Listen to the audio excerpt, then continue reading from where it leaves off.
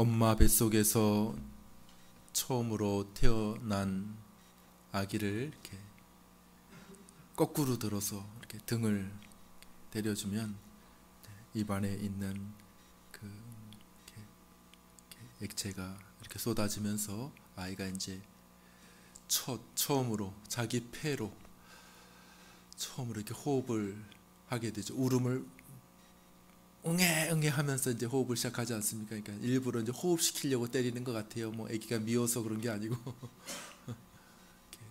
울어서 그 입에 있는 걸, 그 속에 있는 걸 토해내고 그 다음에 그 호흡하라고 그래서 이제 응애 응애 하면서 이렇게 호흡을 하게 되는 거죠, 그죠? 호흡을.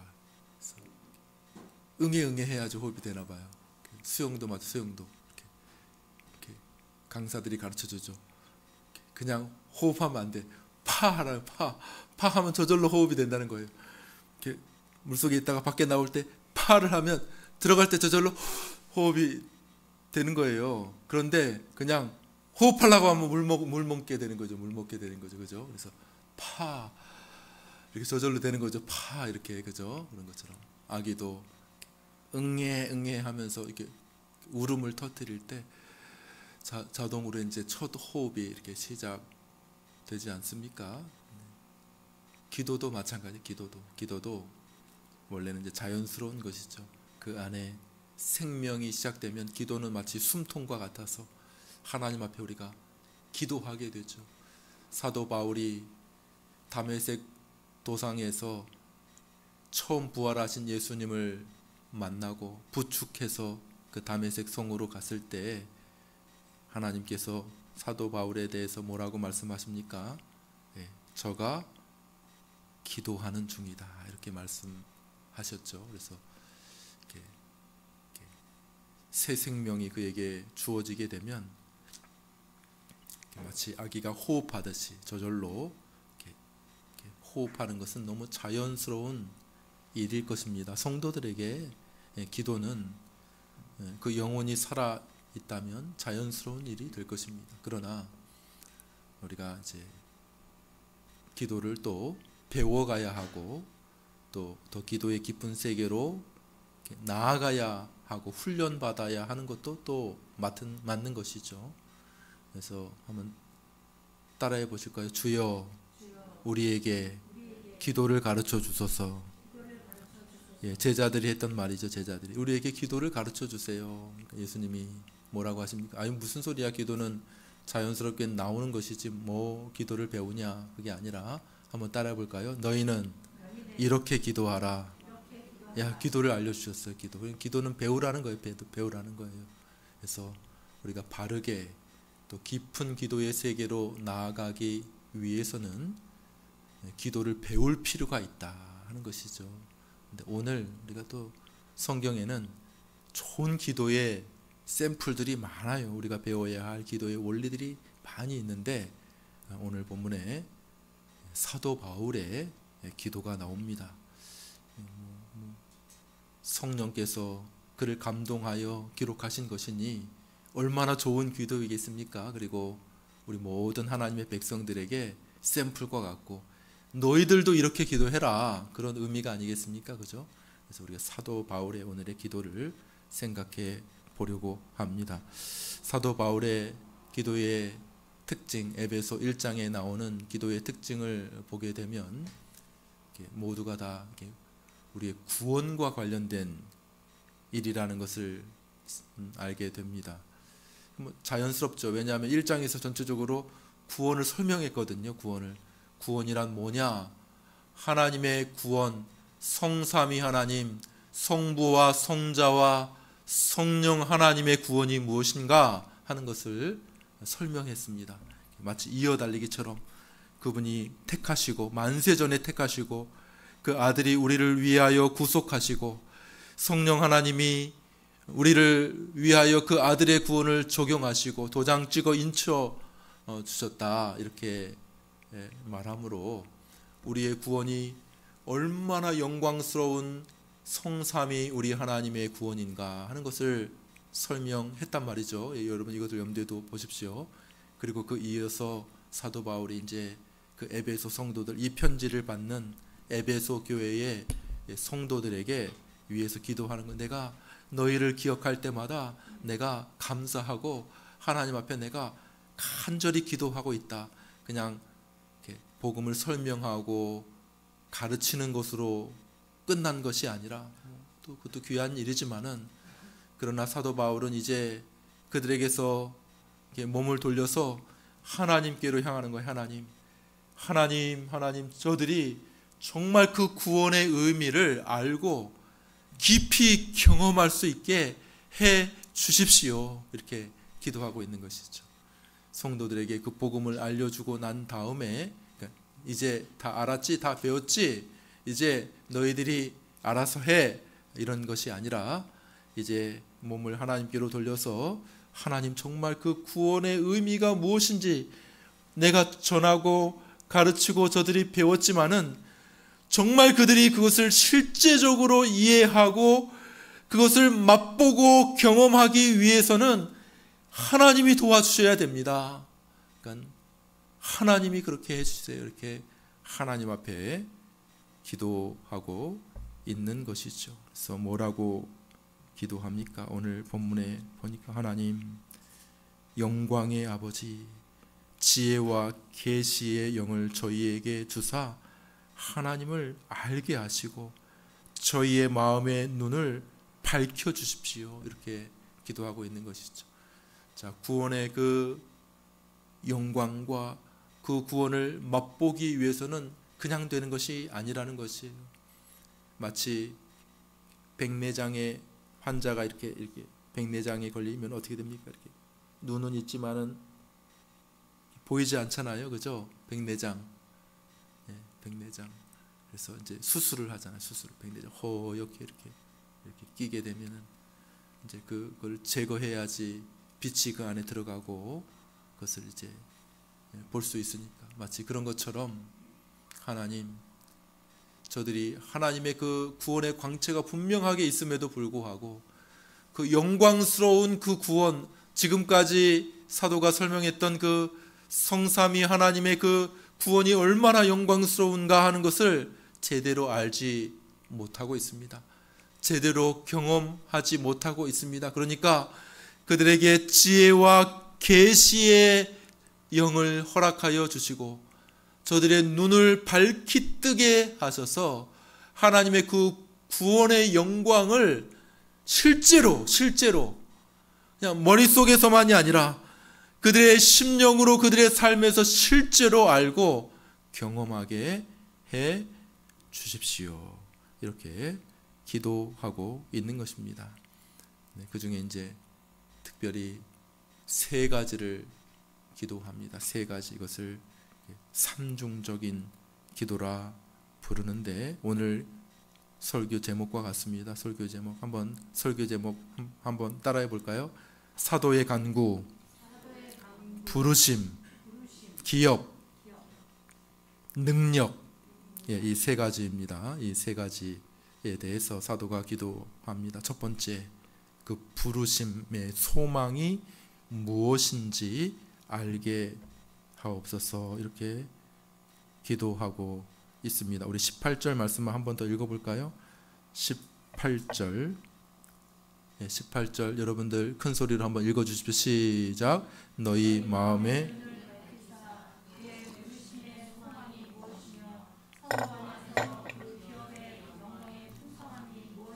첫 번째는 그의 부르심의 소망이 무엇인지 알게 되기를 기도합니다. 이렇게 말하고 있습니다. 여기서 부르심의 소망이란 도대체 뭔가? 부르심의 소망은 다른 말로 하면 우리 구원의 확신을 말하는 것이죠. 부르심의 소망, 그 결말이 뭐냐? 부르심, 하나님께서 우리를 부르셨는데 그 부르심의 그 마지막 결말이 뭔가? 그 소망이 뭔가? 그 부르심이 결과가 뭔가? 그것은 우리의 구원의 확신을 의미하는 것입니다. 우리 한번 읽어볼까요? 로마서 8장 28절, 로마서 8장 23절 읽겠습니다. 시작. 우리가 알거니와 하나님을 사랑하는 자 곧 그 뜻대로 부르심을 입은 자들에게는 모든 것이 합력하여 선을 이루느니라. 예, 여기 나오죠. 그 뜻대로 뭐하는 자들? 부르심을 입은 자들에게는 모든 것이 합력하여 선을 이루느니라. 할렐루야. 예, 선을 이룬다는 게 뭡니까? 선을 이룬다는 게, 여기서 선이라는 것은 최종적인 선, 마지막 결론, 부르심의 소망, 마지막, 그건 뭐냐면 우리의 구원이라는 거예요. 마지막 구원을 말하는 거예요.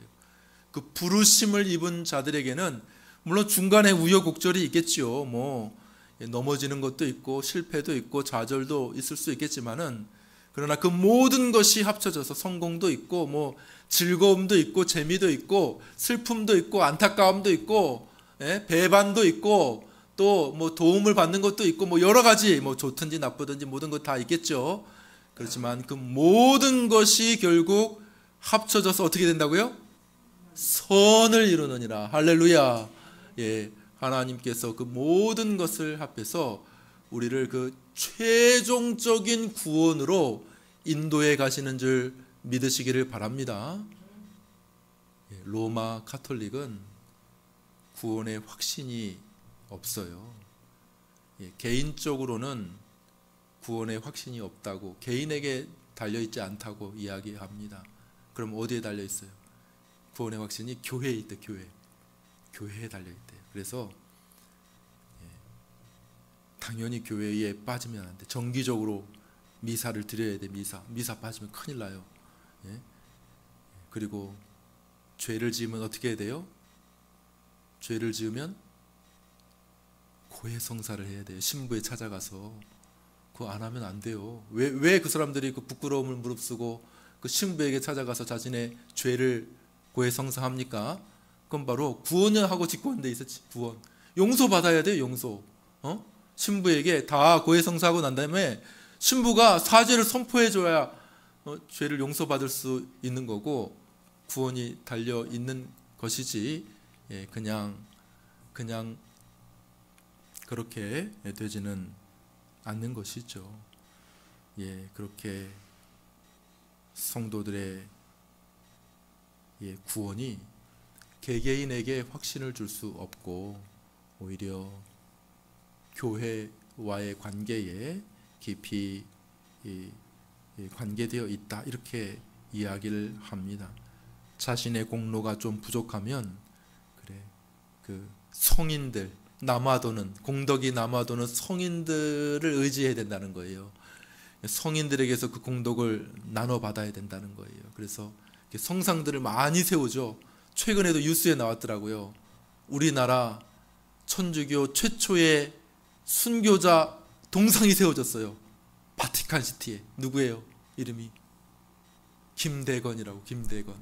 김대건이라고 하는 그 순교자의 그 동상이 세워졌어요.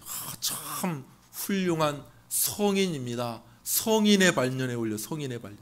그러니까 엄청난 공덕을 쌓은 사람에게 좀 나눠주세요. 저에게 좀 나눠주세요. 이렇게 그렇게 이야기하는 것이죠.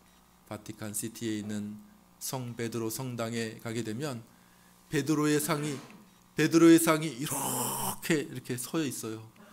그런데 그 베드로의 발이 맨질맨질해. 다 이렇게 만지고 가가지고 그래서 그에게 기도하는 것이죠. 마리아에게 기도하는 것이죠. 성인들에게 기도하는 것이죠. 교회 나의 구원이 그렇게 확실한 것이 아니라 그들이 도와줘야 되고 교회가 좀 도와줘야 되고, 만약에 그렇지 못하면 연옥에 떨어져서 연옥에서 또 한참 동안 연단을 받고 단련을 받아야 된다는 것이죠. 그러니까 천주교는 여러분들이 이해할 때 기본적으로 구원의 확신이 있을 수가 없습니다. 그러나 우리 기독교는 어떨까요? 우리 기독교는 구원의 확신이 있다고 말하고 있습니다. 한번 읽어볼까요? 베드로 후서 1장 10절. 베드로 후서 1장 10절 한번 읽어보겠습니다. 시작. 그러므로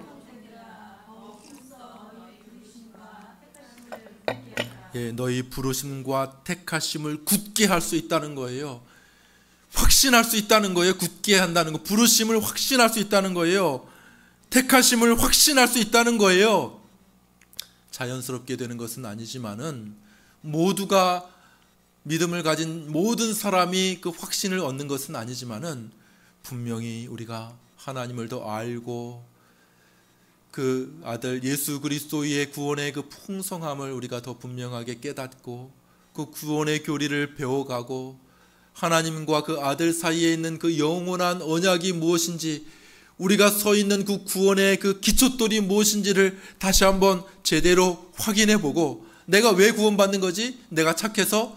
내가 잘해서? 내가 교회 봉사 많이 해서 구원받는 건가? 그런 것이 아니라 하나님과 그 아들 사이에 맺어진 그 영원한 언약이 나의 구원의 기초돌이요 반석이라고 하는 사실을 더 분명하게 확신하게 될 때에 우리의 구원의 확신이 더 굳게 이루어지게 된다는 것입니다. 말씀을 배워야 되는 것이죠. 그러므로 로마서 8장 30절 한 번만 더 읽어볼까요? 로마서 8장 30절 로마서 8장 30절 여러분들이 큰 소리로 한번 읽어주시죠. 시작. 또 미리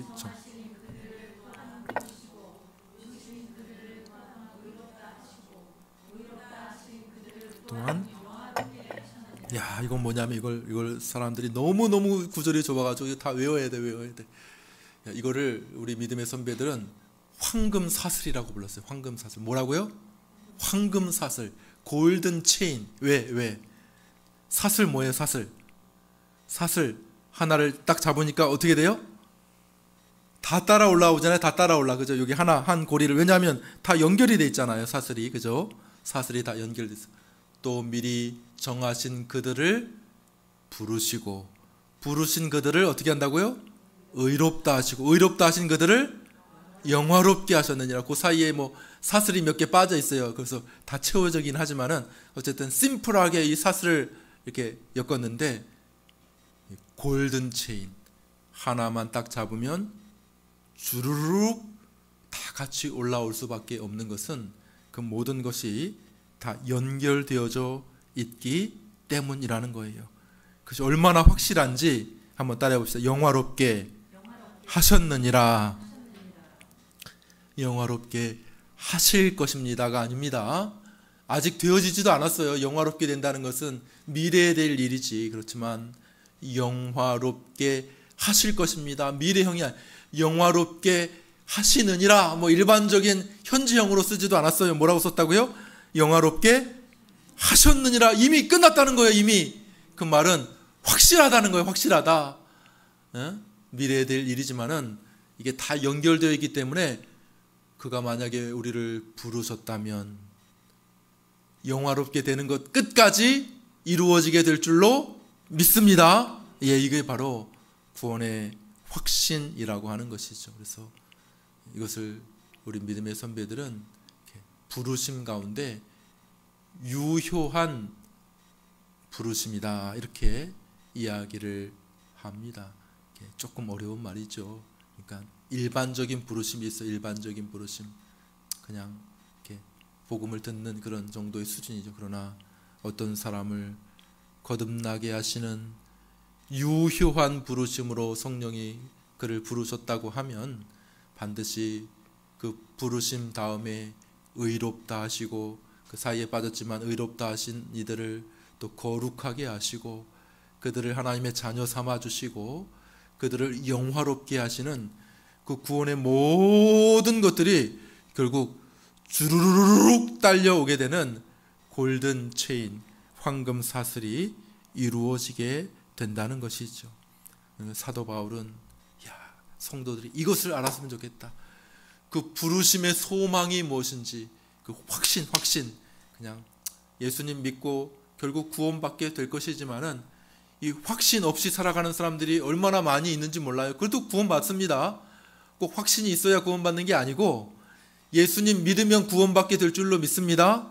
그런데 확신이 없는 사람들도 있거든요. 그런데 이 확신은 너무나도 좋은 것이기 때문에 그 확신은 우리 하나님의 백성들의 신앙 삶에서 너무나도 중요한 것이기 때문에 모든 사람이 이 확신을 좀 가졌으면 좋겠다. 이렇게 하면서 하나님 그 부르심의 소망이 무엇인지 알게 하시기를 구합니다. 이렇게 기도하는 것이죠. 자, 두 번째 사도의 기도 제목을 보겠습니다. 두 번째 사도의 기도 제목은 성도 안에 그 기업의 풍성함을 깨닫게 되는 것입니다. 우리 18절 말씀을 한 번만 더 읽어보겠습니다. 18절 읽습니다. 시작. 너희 마음에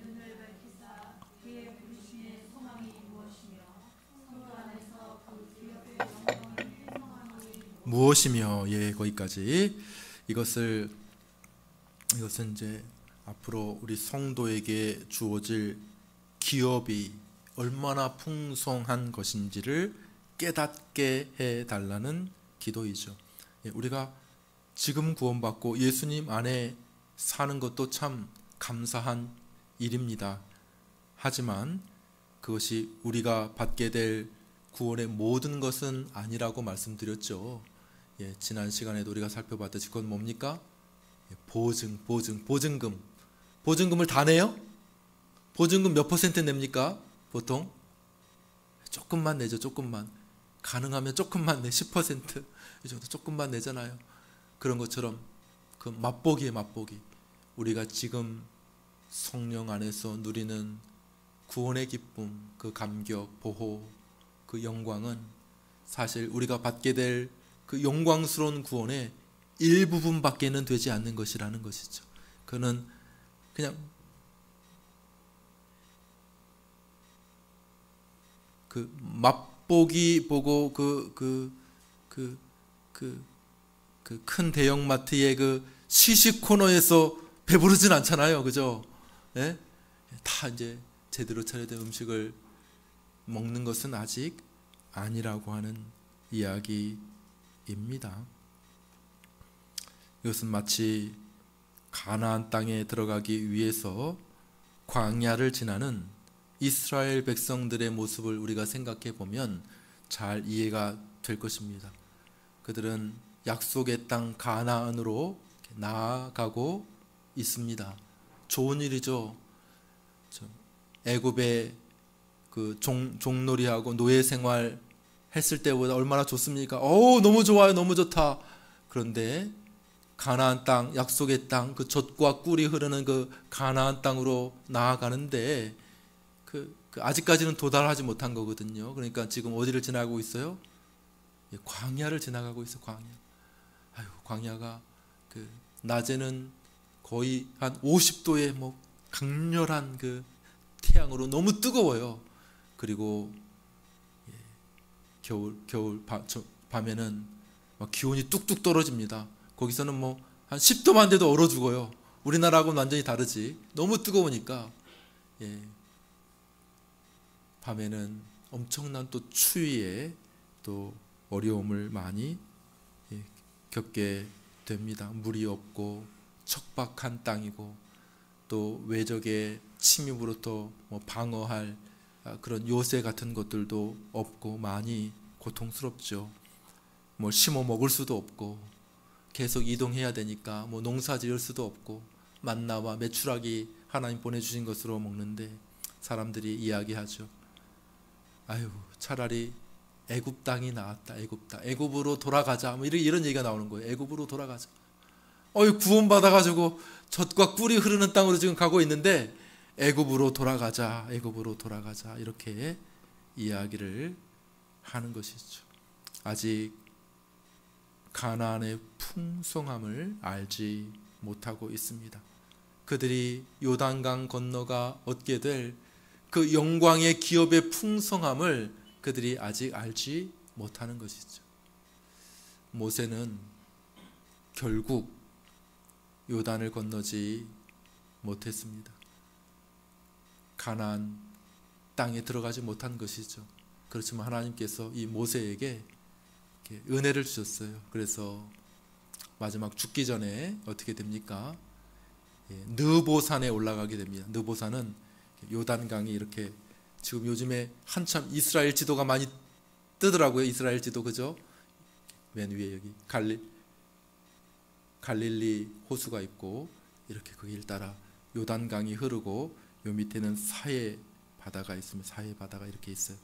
이쪽 서편 이제 이스라엘이 되는 거고, 그 다음에 이 동편 지금 서안지구라고 이렇게 나오죠. 서안지구, 요단강 동편에 뭐 이렇게 요르단 뭐 이렇게 그런 데가 있는 것이죠. 그래서 이렇게 이 요단강 동편의 가장 높은 산 느보산에 모세가 올라갑니다. 그리고 그 느보산에서 저 요단강 건너편을 바라보게 하시죠. 그래서 하나님께서 주신 약속의 땅을 한눈으로 쫙 보게 하셨습니다. 저 북방의 저 단에서부터 저 최남단의 부엘세바까지, 단에서부터 부엘세바까지 모세가 죽을 때 120살인데 눈이 좋았대요. 눈이 죽을 때에도 눈이 좋았대요. 엄청 눈이 좋았어요.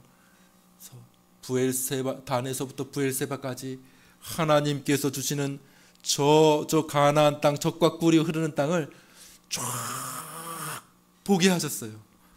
그래서 하나님께서 결국 모세를 요단강을 건너지 못하게 하셨지만은, 그러지만 하나님께서 그 기업이 무엇인지를 쫙 보게 하셨단 말이죠. 얼마나 귀하고 아름답습니까? 야, 저기 젖과 꿀이 흐르는 저 땅, 하나님께서 우리에게 기업으로 주시고 우리가 이제 조금 있으면 건너가 저그 땅을 차지하고 저 땅을 맛보고 누릴 그 땅을 딱 보게 하셨을 때 모세가 얼마나 감격스러웠겠습니까? 사도 바울이 하는 기도가 뭡니까? 사도 바울이 지금 이거 하라는 거, 이거. 하나님, 우리 하나님의 백성들도 자주자주 저기 느보산에 올라가게 해 주십시오. 이렇게. 그죠? 지금 아직까지 요단은 건너지 않았지만은, 아직까지는 저 영원한 하나님께서 주시는 그 기업에 이르지는 않았지만은, 그러나 느보산 꼭대기에서 그 영광의 기업이 무엇인지를 바라보았던 모세처럼 우리들도 이 땅에서 하나님께서 주실 그 기업의 영광의 풍성함이 무엇인지를 좀 알게 해 주십시오. 우리의 눈을 뜨게 해 주십시오. 하나님의 그 영광의 기업, 그 구원의 그 찬란함이 무엇인지를 이 땅 가운데서 알게 해 주십시오. 이렇게 말하고 있는 것이죠. 철로 역정의 저자인 존 버녀는 이것을 뷸라의 땅으로 설명을 하는, 뷸라라고 하는 땅 설명합니다. 뷸라의 땅. 거의 순례길이 마지막으로 거의 다가갔을 때에 죽음의 강을 이제 얼마 앞두고 있지 않을 때에 언덕에 올라가서 뷸라의 땅에 뷸라의 땅에 가니까 저 천국이 보이는 거예요.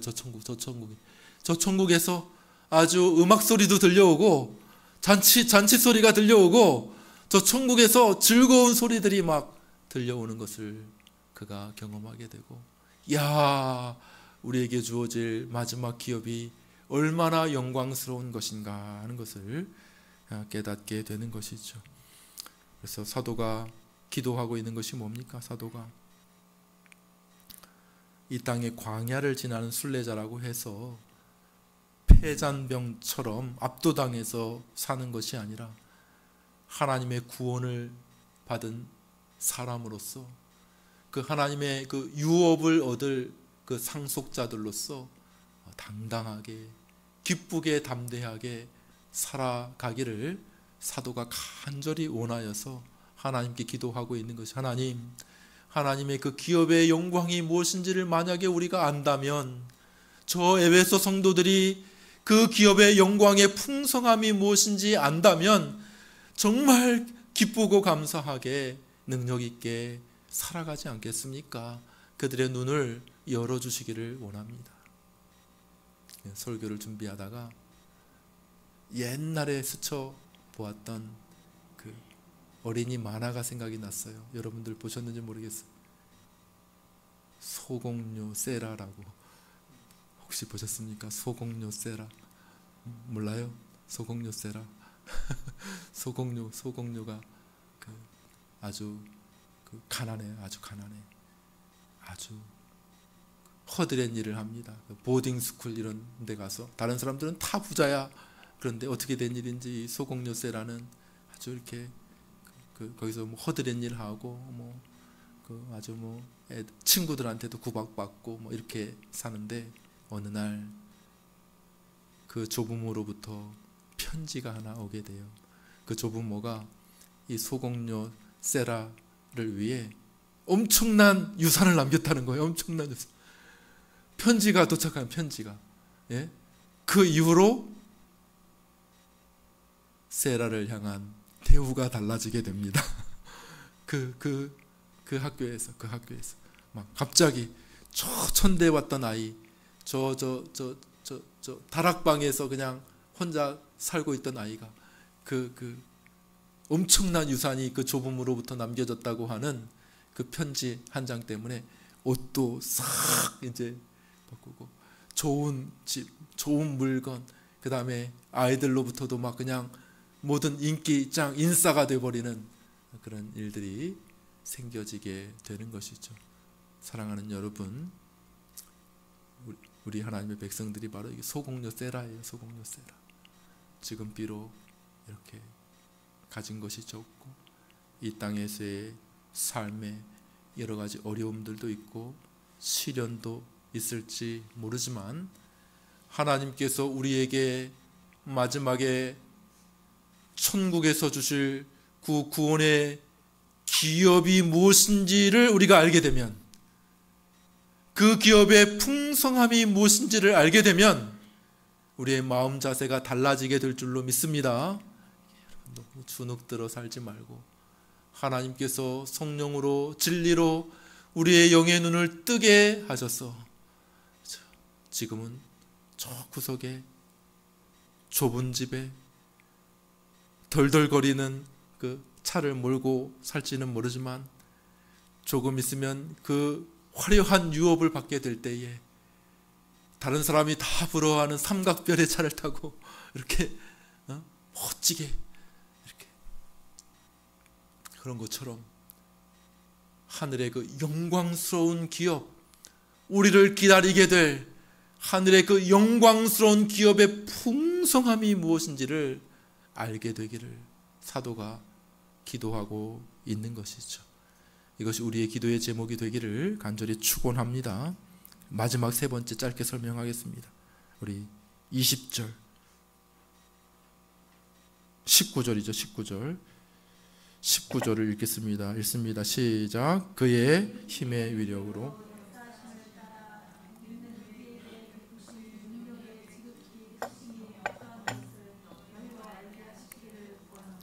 능력이 지극히 크심을 알게 되기를 구한다. 간단하게 설명합니다. 이것도 출애굽으로 생각을 하면 이해하기가 훨씬 쉬워요. 출애굽 당시 이스라엘 백성들이 어려움을 만났습니다. 앞에는 큰 홍해 바다가 이렇게 가로막혀 있습니다. 이스라엘 지도를 보면 갈릴리, 요단강, 사해 바다 저 밑으로 거기 큰 홍해 바다가 있거든요. 이집트를 애굽을 건널 때 큰 홍해 바다가 이렇게 가로막혀 있어서 건너가지 못하고 있는 상황에 바로의 군대가 뒤늦게 이스라엘을 쫓아옵니다. 군대를 몰고 모래 바람을 일으키면서 뒤에서 막 군대들이 쫓아오는 거예요. 그랬을 때 어떻게 됩니까? 모세가 하나님의 능력의 지팡이를 그 홍해 바다를 향해 탁 이렇게 앞으로 내미니까 어떻게 됩니까?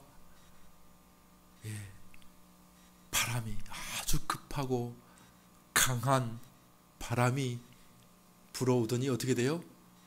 홍해 바다가 갈라지는 그런 일이 벌어지게 됩니다. 어찌나 강한 바람인지, 어찌나 강한 바람. 홍해 바다가 쫙 갈라지게 되고 그 성경의 기록에 의하면 이스라엘 백성들이 마른 땅을 건넜다는 거예요. 마른 땅을. 놀랍죠. 얼마나. 그러니까 아마 헤어드라이도 강풍으로 쫙 하면은 이거 빨리 마르지 않겠어요? 강풍으로 얼마나 강풍이 불었는지